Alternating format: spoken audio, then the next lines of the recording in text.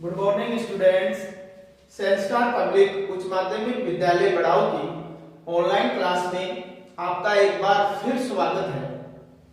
Students, पिछले video में आप समास में पढ़ रहे थे द्वंद्व समास, क्योंकि आपके सिलेबस में केवल 3 समास हैं। पहला अव्ययभाव, दूसरा द्वंद्व। ये 2 समास आप पढ़ चुके हो। आज हमारा तीसरा समास है कर्मधारय समास। कर्मधारय समास, कर्मधारय समास है, ये तत्पुरुष समास का ही एक भेद होता है। तत्पुरुष समास 2 प्रकार का होता है। पहला समानाधिकरण, दूसरा व्यधिकरण। समानाधिकरण तत्पुरुष समास है, उसमें दोनों पदों में समान विभक्ति होती है, वो होता है समानाधिकरण तत्पुरुष समास। और समानाधिकरण तत्पुरुष समास का ही नाम है कर्मधारय समास। ठीक है। दूसरा होता है उसमें व्यधिकरण समास, जिसमें अलग अलग विभक्तियां होती हैं, यानी दोनों पदों में अलग विभक्तियां होती हैं और वो द्वितीय विभक्ति से लेकर सप्तमी विभक्ति तक, जैसे द्वितीय तत्पुरुष, तृतीय तत्पुरुष, इस प्रकार सप्तमी विभक्ति तक वो होता है। लेकिन आपके सिलेबस में कर्मधारय समास है, इसलिए आज हम कर्मधारय समास ही पढ़ेंगे। कर्मधारय समास है, इसका सीधा सा नियम है। कर्मधारय समास का प्रथम पद सामान्यतः प्रथम पद विशेषण तथा दूसरा पद विशेष्य होता है। यानी कर्मधारय समास का प्रथम पद तो होता है विशेषण और दूसरा पद है वो विशेष्य होता है। ठीक है। और दोनों पदों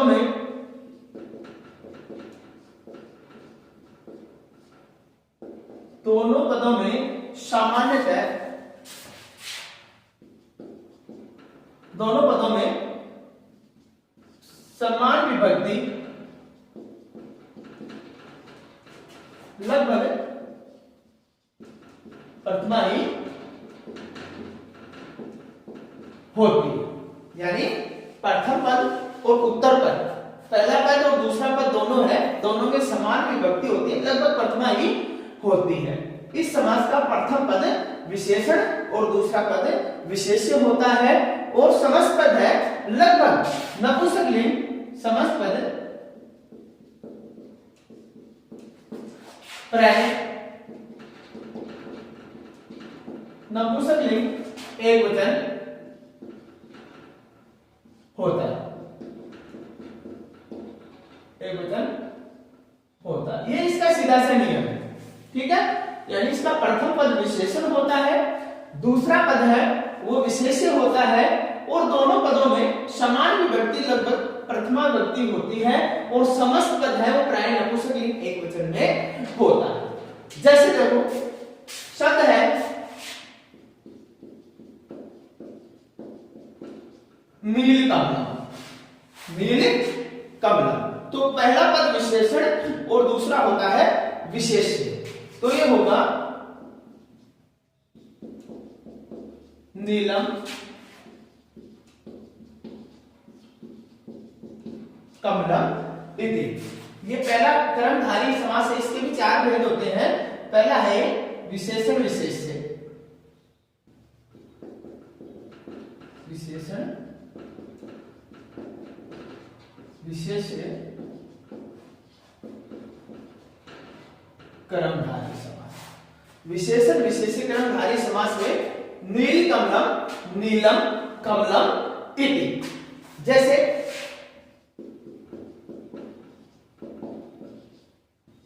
पीतांबरम है, पीतांबरम, ये बनेगा पीतम अंबरम इति। अब देखो ये कई बार आ जाता है, पीताम्बरम है, इस समास का आपको ध्यान देना है क्योंकि ये दो में है।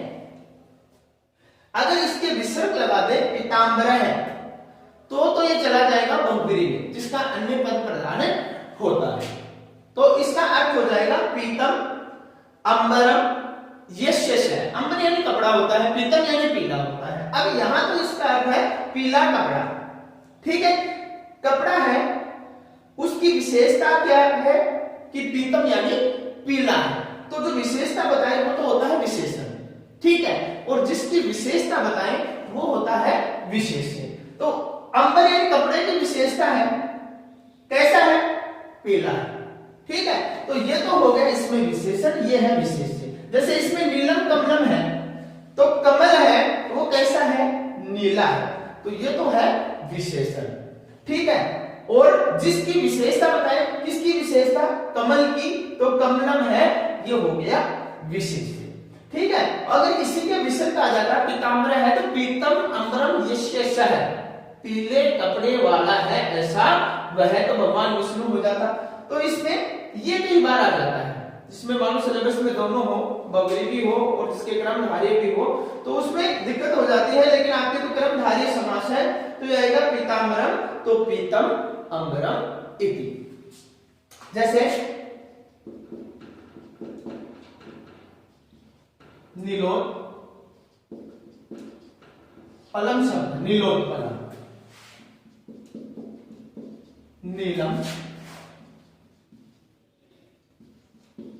उत्पलम इति। उत्पल यानी पत्थर होता है, ठीक है, नीलम उत्पलम इति, नीला पत्थर, वो विशेषण विशेषी पत्थर की पहचान है, कैसा है, नीलम यानी नीला, नीलम उत्पलम इति। जैसे आ जाए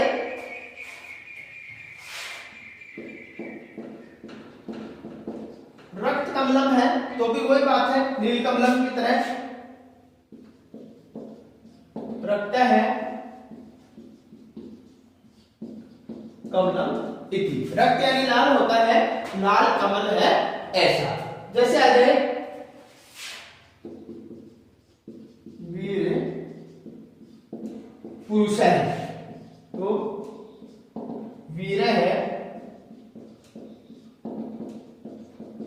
पुरुष है इति, वीर है पुरुष है इति। जैसे आ जाए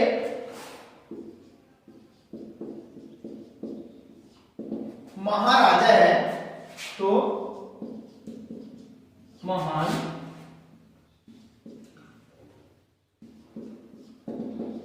राजा है इति। राजा की पहचान है, कैसा है, महान है, महान राजा है यदि, तो ये हो गया विशेषण और ये हो गया विशेष्य, महान राजा है इति। अब देखो एक और आता है, जैसे कुपुत्र आ गया, कुपुत्र, ठीक है, कुपुत्र शब्द है कुपुत्र। तो कु यानी हमेशा बुरा होता है, कुपसृग है, इसका मतलब बुरा होता है, बुरा पुत्र। तो पुत्र की पहचान हो गई, कैसा है, बुरा है। तो बुरे को संस्कृत में कहते हैं कुत्सित, कुत्सित, कुत्सित है, पुत्र है इति, कुत्सित है पुत्र। कुगति पराजय सूत्र होता है, इससे और भी उदाहरण है, जैसे यही मालूम आ जाए कदनम आ जाए, कदनम ये बनेगा कुत्सित है अनम इति, यानी बुरा अनाज। कन्ना बोलते हैं खराब हो जाता है अनाज, उसका कदनम, कद अनम, तो कुत्सित है अनम इति। जैसे आ जाए एक और आता है इसका उदाहरण, किम सखा, किम सखा आता है, तो ये भी बनेगा कुत्सित है सखा इति, बुरा मित्र है ऐसा। तो मित्र की पहचान है, कैसा है, कुत्सित है, बुरा है। अन्य की पहचान है कुत्सित है, पुत्र की पहचान है कुत्सित है, बुरा पुत्र ऐसा। तो हो गया कुपुत्र, कदनम कुत्सित अनम, किम सखा तो बनेगा कुत्सित सखा इति। पहला उदाहरण हो गया। ठीक है, पहला नियम है विशेषण विशेष्य कर्मधारय, यानी नीलम कमलम इति नीलकमलम, पीतांबरम पीतम अंबरम इति पीतांबरम हो गया, नीलोत्पलम नीलम उत्पलम इति रक्तकमलम रक्तम कमलम इति वीर पुरुष है वीरः पुरुषः इति महान राजा, तो राजा की विशेषता है महान, तो विशेषण ये विशेषे महान राजा राजे इति कुपुत्र कुत्सित पुत्र इति कदनम कुत्सितनम इति और किम सखा कुत्सित सखा इति। ठीक है, अब इसका दूसरा नियम है उपमानो उपमेय। दूसरा है उपमानो उपमेय कर्मधारय समास। उपमानो उपमेय कर्मधारय समास, जैसे इसमें है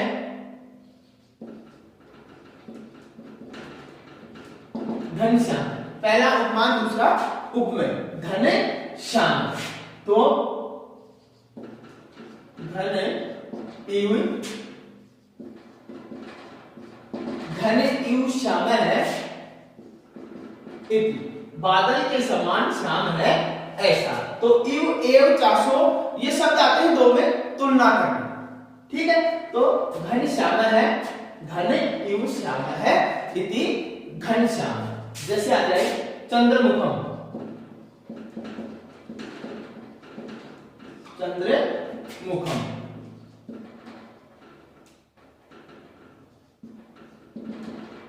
चंद्र इव मुखम इति चंद्रमुखम चंद्र इव मुखम इति। जैसे आ जाए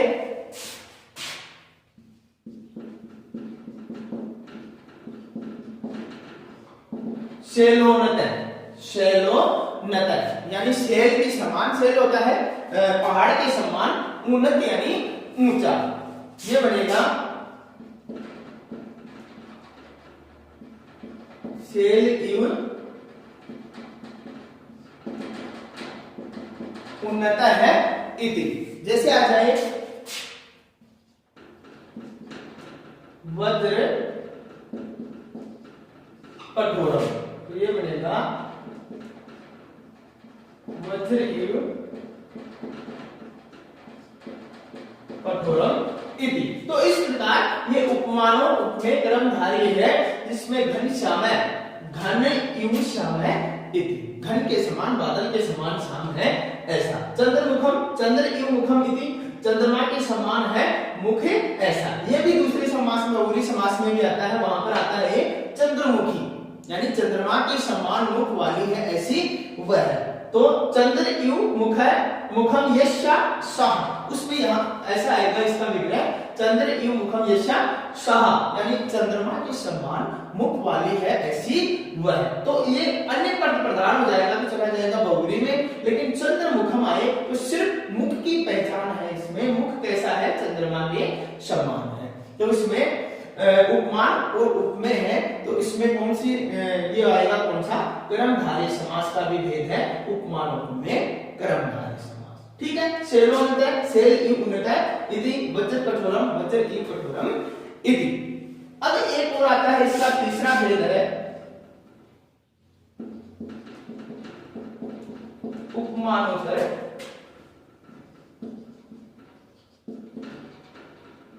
कर्मधारय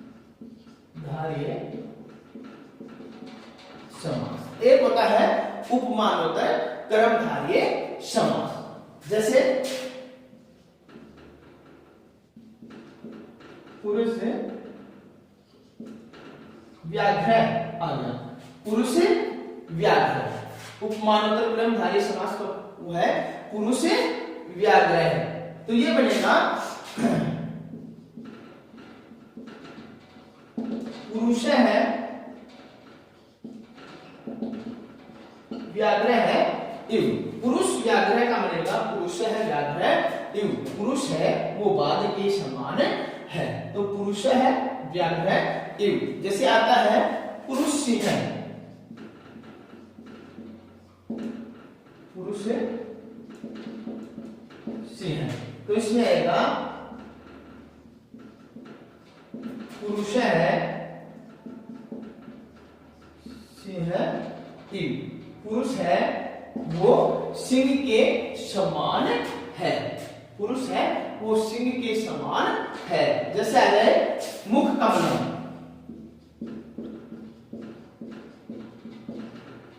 मुख है कमलम, तो ये हो जाएगा मुखम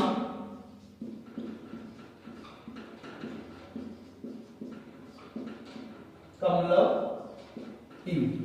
मुखम कमलम इव। तो इस प्रकार है उपमानोत्तर कर्मधारय पुरुषः व्याघ्र है।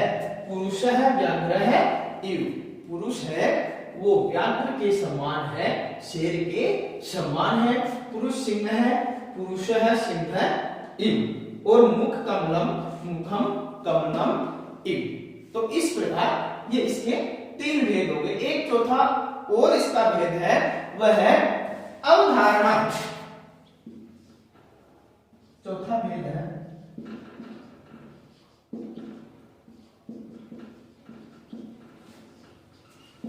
अवधारणा पूर्व पद कर्म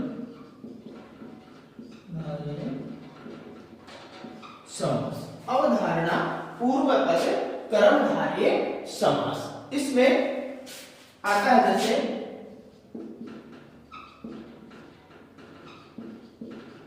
विद्याधनम,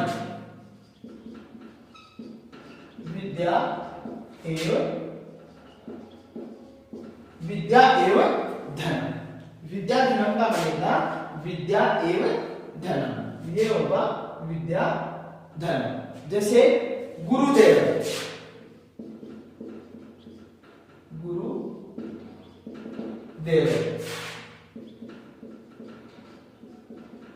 गुरुदेव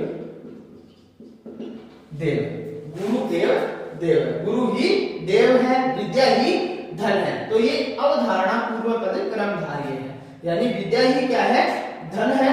गुरु ही देव है, गुरु देव है। और जैसे आ जाए तपोधनम,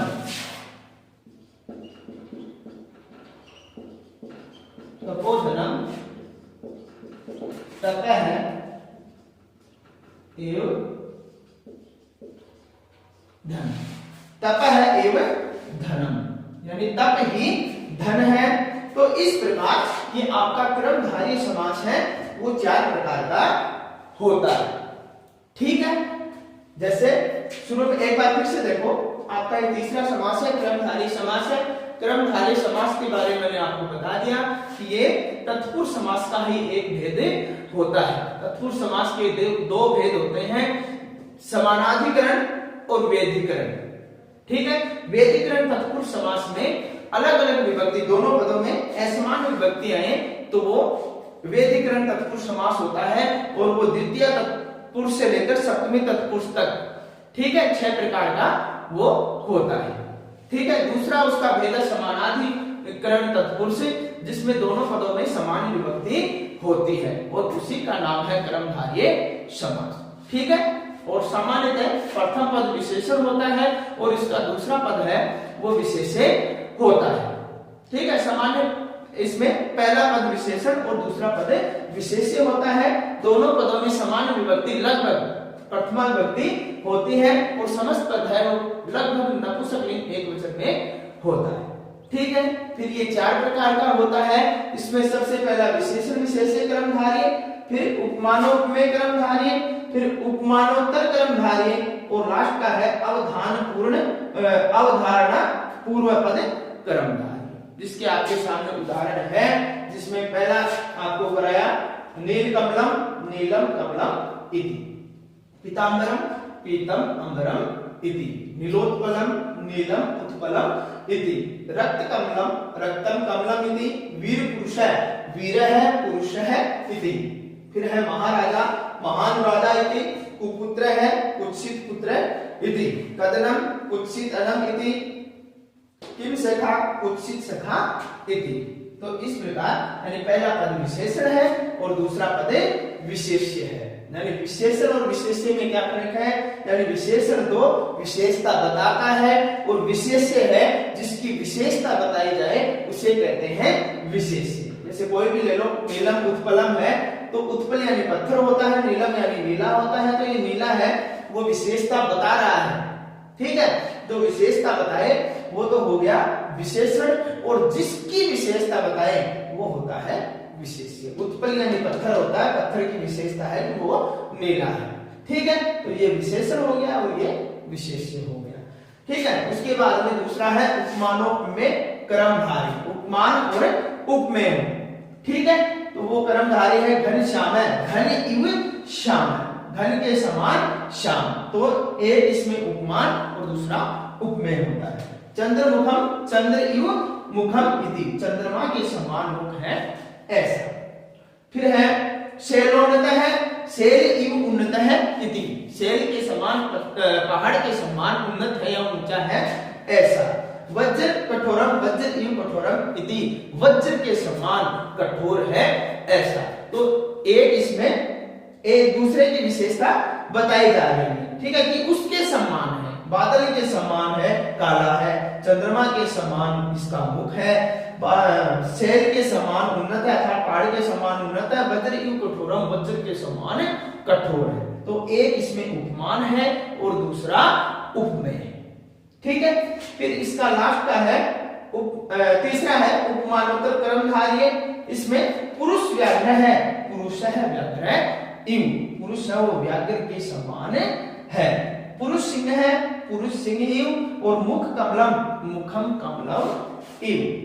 और लास्ट का है अवधारणा, अवधारणा पूर्व पद क्रमधार्य, जिसमें विद्या धनम विद्या एव धनम, गुरुदेव गुरु एव देव है, तपोधनम तपः एव धनम।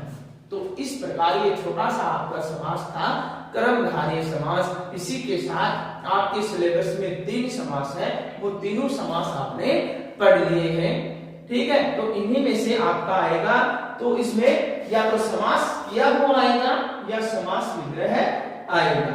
अगर ये आ जाए समास विग्रह आ जाए तो आपको समास करना है, समास आ जाए तो उसका समास विग्रह करना है। और वो भी आपको कोई एक सेंटेंस कोई लाइन देगा, ठीक है, लाइन के बीच में खाली स्थान आएगा और आगे ये आपको दिया हुआ होगा। जैसे ये दे दिया तो आपको उसका ये करना है और ये दे दिया तो आपको ये करना। समास दे दिया तो समास विग्रह कर देना, समास विग्रह दे दिया तो समास कर देना, ठीक है। तीनों समासों से एक एक आएंगे, जिसमें 2 समास किए हुए आ सकते हैं, एक विग्रह आ सकता है, या 2 विग्रह आएंगे, एक समास किया हुआ आएगा, जो आपको करना है उस खाली स्थान में भर के वैसा का वैसा आपको लिखना है। तो इस प्रकार आपके ये हो गए हैं, संधि हो गई और समास भी हो गए, समय लेखन हो गया, और उसके बाद में वाक्य निर्माण भी हो गया, वर्ण हो गया, उच्चारण स्थान हो गया।